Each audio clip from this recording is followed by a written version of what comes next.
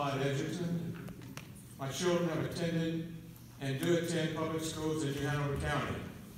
Thank you, Board, for your commitment to serve our children, citizens, and community by making our schools safer and better. Thank you, Mr. Rivenbark, for saying publicly that you are concerned about fear among employees and teachers in the school system. There are reasons for that fear. One reason is administrative bullying. Victims are afraid to report it and will stay afraid if nothing is publicly done about it. Thank you, Mr. Bullard, for publicly announcing that your #1 board policy is dismantling racial resegregation.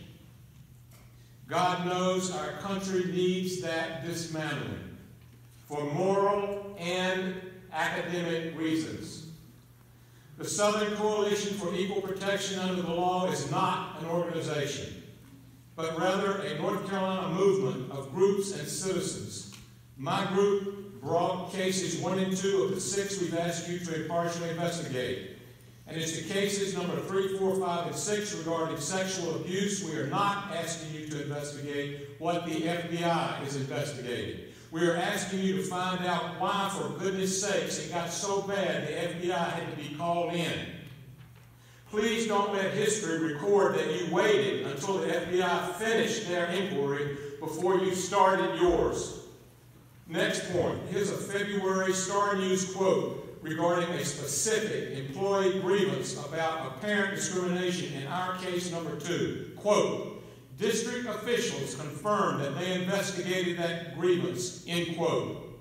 If you believe officials investigated that grievance, you have been fooled. For misleading the public, somebody needs to go to timeout or be suspended. The cover-up and conspiracy in that case and case number 1, both, the conspiracy has lasted from at least November 2014 through this minute, 5 March 2019.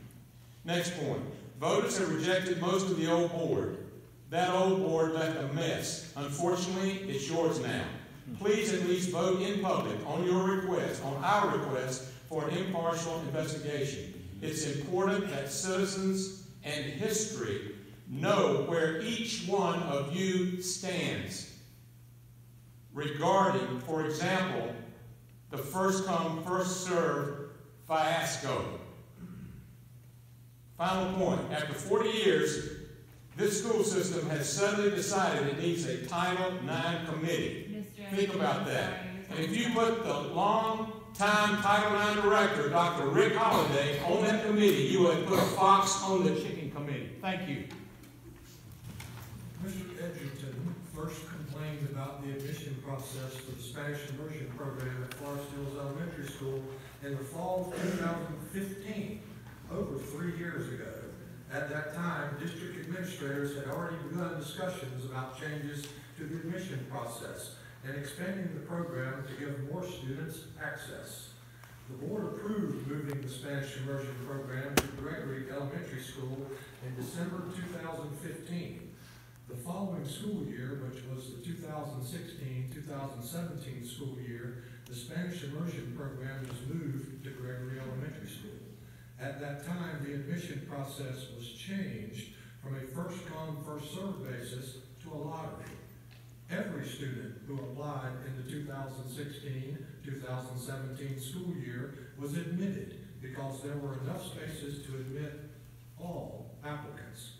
In order to increase the socioeconomic diversity in the Spanish immersion program, school officials in the spring and summer of 2016 engaged in numerous efforts to reach out to diverse communities to inform them of the changes in the Spanish immersion program and give them an opportunity to participate. Those efforts included, but were not limited to, press releases, sending notices home to parents of students in the pre-K and Smart Start programs, which were composed predominantly of minority students, including information about the Spanish immersion program at the district's magnet school fair, meetings with mostly minority parents of preschool students to provide provide information about the Spanish immersion program, weekly tours of Gregory Elementary School for parents interested in the Spanish immersion program, community outreach meetings in the Martin Luther King Center, which serves mostly minority students. A website was created about the Spanish immersion program and the admission process in both Spanish and English. Every parent of a kindergarten student at Gregory Elementary School for the 2015-2016 school year received a letter about the Spanish immersion program. These were predominantly minority students. Applications to the Spanish immersion program and brochures were sent to the St. Luke's Ministry Outreach, which serves primarily African Americans, and the Latino Alliance. A New Hanover County Schools Spanish language translator shared information about the Spanish immersion program with a local Spanish language newspaper and radio program. The superintendent and the new immersion program transition coordinator at Gregory Elementary School were interviewed by a local TV channel about the changes to the program.